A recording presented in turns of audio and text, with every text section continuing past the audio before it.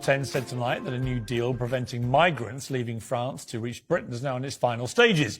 Earlier, Rishi Sunak held talks with President Macron on the sidelines of COP27. But much of the debate about the crisis has been overshadowed by criticism of Home Secretary Suella Braverman's use of language. The British people deserve to know which party is serious about stopping the invasion on our southern coast and which party is not.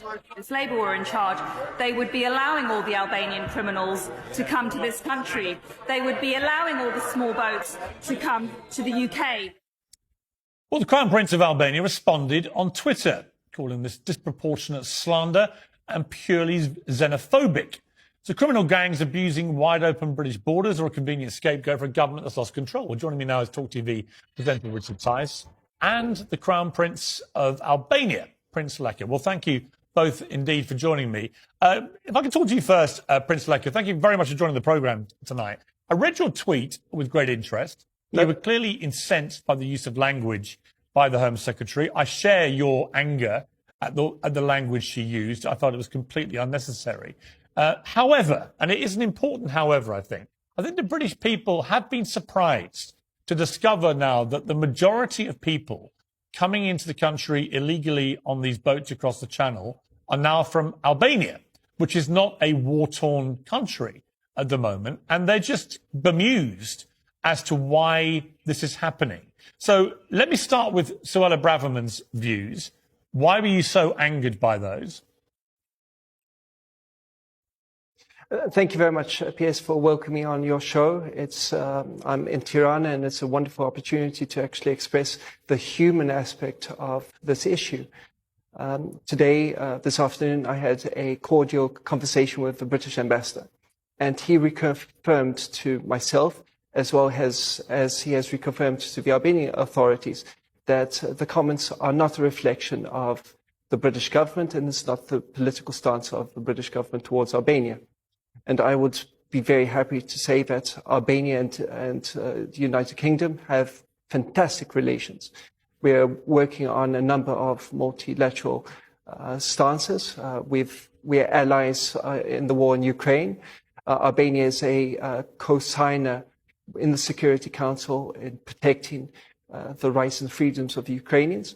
Albanians are actively working within the confines of NATO and making sure that we are a proud contributor. We've welcomed over 4,000 refugees from Afghanistan to Albania. We are continuously trying to work on different fronts. So we're currently under attack from Iranian cyber warfare, which has had huge impacts on our cybernetic infrastructure. And we are on the forefront of this global stance of freedom.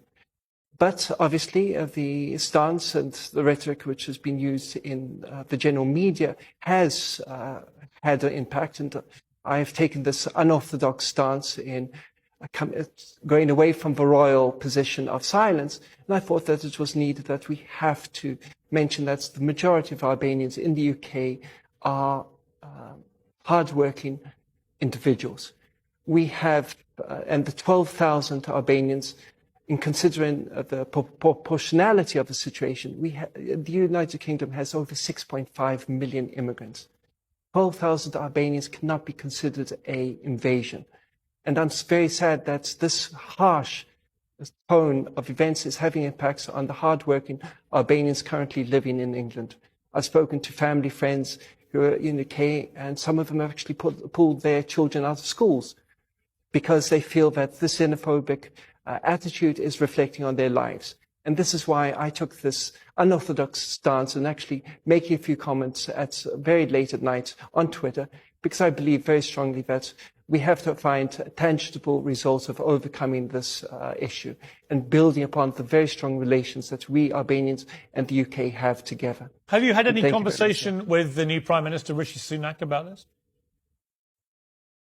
I have not. And I know that the Albanian Prime Minister is in contact and is communicating. He has also come out with a very, very strong stance that this is not a reflection of fantastic relations that we have as two different countries. Okay, The bilateral relations can't be improved. Let me bring in Richard Tice here. Richard, there's a lot of agitation in the UK about these new statistics, which seem to be suggesting that there is a large number of young Albanian men coming in illegally, and the suspicion is that many of them are coming to join gangs in the UK. Now, it's hard to assess, I guess, exactly what percentage may be, and it's quite clear that many of them will be legitimate and genuine asylum seekers and refugees. Where do we draw the line here? What is your view of this? Well, it appears I'm the person that broke the story a few months ago that 4 in 10 of the migrants are coming from Albania, a NATO member. And as the Crown Prince quite rightly says, we have good relations, and the vast majority of Albanians are wonderful people, and we go on holiday there and vice versa. But let's remember, Piers, these people are coming here in these boats illegally. They are illegally entering the country, about 12,000 of them now, when actually Albanians can happily, legally, lawfully come on a 6-month visa. They can come and work in the United Kingdom. It costs them a few £100s to get such a visa. So if they are legitimate, decent, good, law-abiding citizens of Albania that want to come and contribute to British society, why are they not coming legally and lawfully? The only reason that they would pay 10 times that amount to come on a perilous journey in a small boat across the Channel, regrettably, is because they may have different objectives. We know that it's a question of fact that Albanian criminals are the largest group of foreign nationals in our jails, and we know that many of these Albanians are disappearing within days and going to join the Albanian criminal gangs that have now completely taken over and brutally, violently dominated our cocaine trade, our cannabis trade, in a horrific way in the towns and cities across the country. They're making vast profits. They need more foot soldiers to get rid of the huge profits. They're money laundering through car washes. They're setting up barber shops in towns and high streets across the country, even candy shops now. And, you know, the British people have had enough. And the Home Secretary expressed the frustration of millions and millions of British people that this criminal activity has to stop. It's no reflection of the wonderful Albanians that the Crown Prince mentioned. It is a reflection of the deep concern about the significant, brutal, violent Albanian criminal gangsters that are causing chaos, violence and murder on our streets. Okay, let me put this back to the Crown Prince. I mean, there's some interesting statistics here where in 2020, 50 Albanians arrived on these small boats. In 2021, 800. And in 2022, 12,000. So there is clearly a massive seismic shift in numbers here. And it is true, as Richard Tice says, that there are currently 1,336 Albanians imprisoned in England and Wales, and that is the highest foreign nationality incarcerated in that year. So there is clearly a problem with a criminal element here, and the number that are now making the crossing is exponentially rising at such a rate that it would seem to suggest that this can't be divorced in many of these cases from potential criminality. What would you say to that? Well, the first thing, I'm an advocate of free movement. And it's not true that Albanians are given the opportunity to travel freely in the United Kingdom. They're not issued visas. And when you are forced, you're not given that opportunity of free movement. A lot of youngsters from not only Albania, but the majority of Albanians are coming from other European countries because of the pandemic and because of foreseen recession, which Europe is going to be facing in the next 2 years.